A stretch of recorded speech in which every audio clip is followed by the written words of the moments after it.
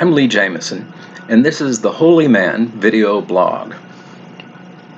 Those of you who may have listened to episodes of the Holy Man will be familiar with the fact that I've recently written a book which has been delayed somewhat by COVID, but should come out in March.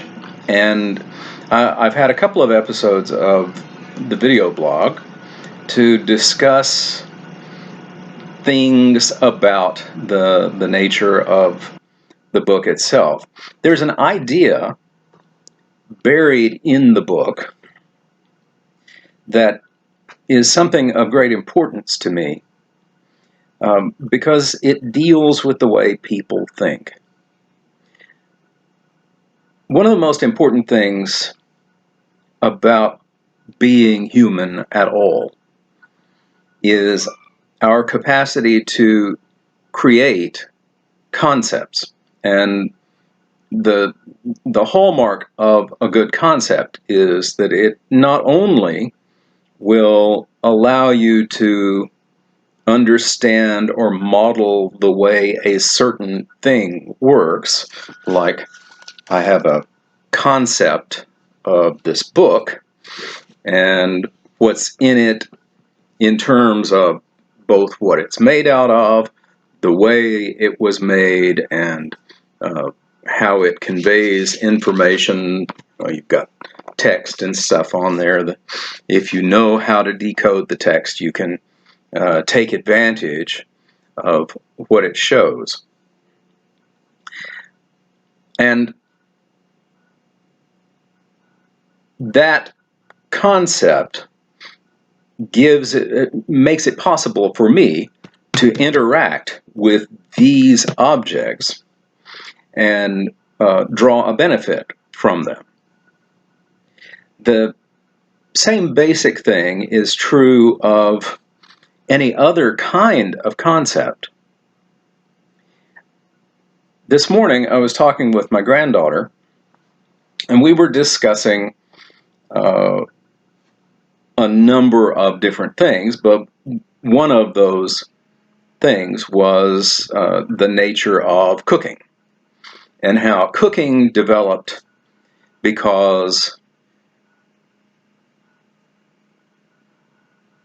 probably because some distant ancestor discovered that if something had been burned in fire, that it both was easier to eat and good to eat. So my guess is that our hominid ancestors would enjoy finding animals that had been killed in a fire and eating those parts that had been cooked by that process. Now, fire is one of our most instinctive fears, so the idea that you would be attracted enough to something that had been affected by fire past that instinct indicates that there's already some processing capability there that is more than we have disease or gorillas or such.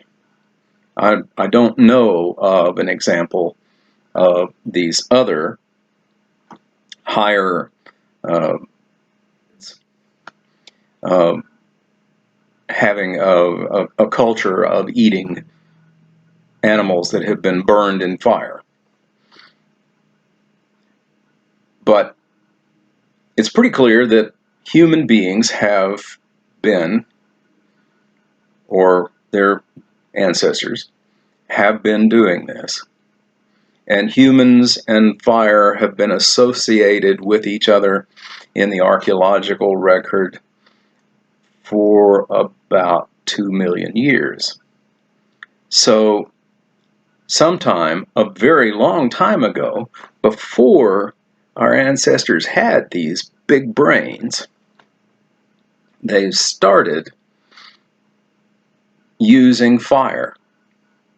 And when I was discussing this with my granddaughter, one of the things that I thought to do was kind of speculate about, well, how would you come to that connection? How do you get from the point where you see that animals burned in fire taste good and are easier to eat, and perhaps they're more nutritious or something, and go from that to the point where you actually are taking care of, husbanding of fire. Interesting word, husbanding. So as my granddaughter and I were talking about this, I started to think it was not all that likely that a male would have been the one to make this leap. And it's because what I believe ancient humans saw in fire was something that they considered living. And if you think about what happens in a fire in a forest, that could be the root of all kinds of associations. So, in my experience, I have taken a tree stump and used coals to burn that tree stump down into the earth. That's an experience that humans would have had in seeing fires. So you would have had the experience of seeing a forest consumed or something like that. Then when you went back into the forest, there would be stumps that were still smoldering.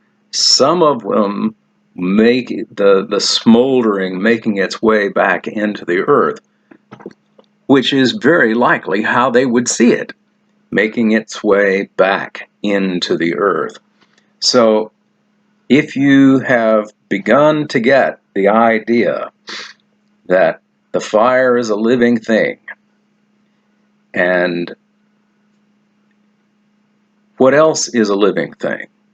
Well, if you're a female, the baby is a living thing. And you protect the life of the baby. You feed the baby. At some point,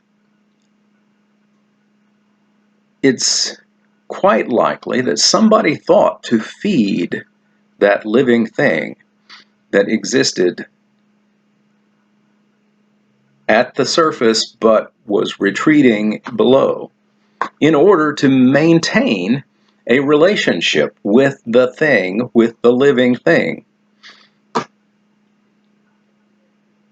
So what else may be associated with that? I note in my book that there's a very, very ancient tradition in pre-literate human homes for creating a hearth in the middle of a house. So you'd build your circular house around the hearth, and you would bury a family member or someone who was beloved to you beneath where that hearth was. Which, if your concept is that fire actually goes down into the earth to live, that could be where the land of the spirits are, then that would be a relationship with a kind of spirit that you can see and feed. Another aspect of ancient religion is the idea of feeding the deities. So whatever deity this is was being fed by human beings. Well, in this ancient relationship, you have the deity that you feed. You give it you give it food and it continues to fire up, and you can see the living thing, because that's what the fire feels like, a living thing. And what does it do for you? Well, you keep it, you feed it, it cooks your food, and people who see and feed the fire and use it to cook their food are healthier, and their food tastes better, and they get nourishment out of that food.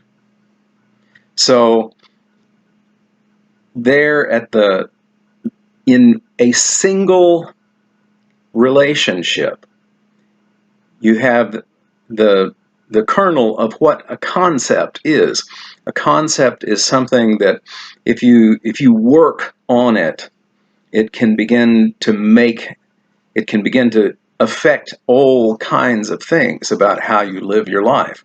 Now, the fact that we know scientifically fire is not alive, and we understand how it benefits us and all that sort of stuff, that's all beside the point, because for these ancient hominids who were not yet human beings like us, with their little brains, just the fact that they had an idea that connected things together in that way was a very important step toward making it possible for them to have what we have today. That was an early investment in ideas that made what my granddaughter called the budget of human living possible, because by making your food more nutritious with the pre-digestion that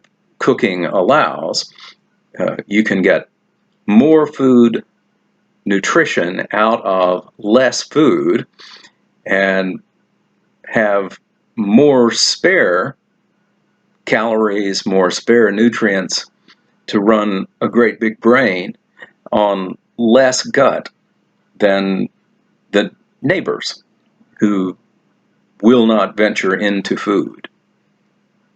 So this is the very essence of what a concept is, that it's something that allows you to utilize something in your world even if it's not quite right. Remember, our understanding of mathematics is merely a way of arranging relationships of neurons so that we can do things that have so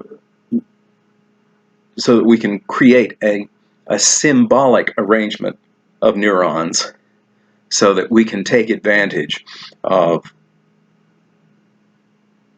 numerical relationships that actually exist in the real universe. It's not the same thing, but that's how a concept works. So, for what it's worth, think about that. I'm Lee Jameson. This is the Holy Man video blog. Thank you for watching, and I'll try to continue to think and have more ideas. Thank you very much.